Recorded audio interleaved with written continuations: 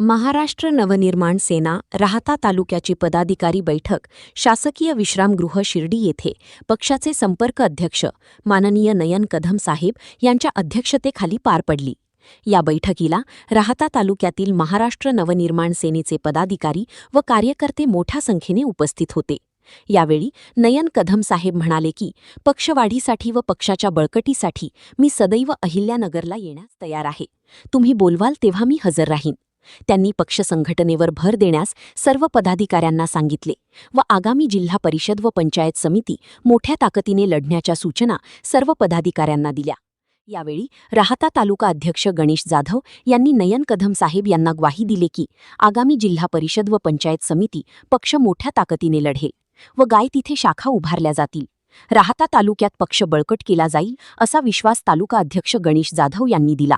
यावेळी पक्षाचे जिल्हाध्यक्ष राजेश लुटे, बाबा शिंदे, शिर्डी शहराध्यक्ष लक्ष्मण कोतकर, शिर्डी विद्यार्थी सेना शहराध्यक्ष प्रशांत वाघचौरे, राहाता शहराध्यक्ष विजय मोगले, उपतालुका अध्यक्ष माऊली वाघमारे, विकी बेंद्रे, विकास मस्के, ऋषी साळवे, अक्षय मुर्तडक, अभि पोपळघट, ऋषी धीवर, रवी कुसळकर, पुंतांबा शहराध्यक्ष संदीप लाळे, शेतकरी सेनेचे तालुका अध्यक्ष संदीप वहाडणे, गटप्रमुख अशोक गांगड, महिला तालुका अध्यक्ष आशा शर्मा, आंबा कांबळे, भालेराव मोठ्या संख्येने पदाधिकारी व कार्यकर्ते उपस्थित होते।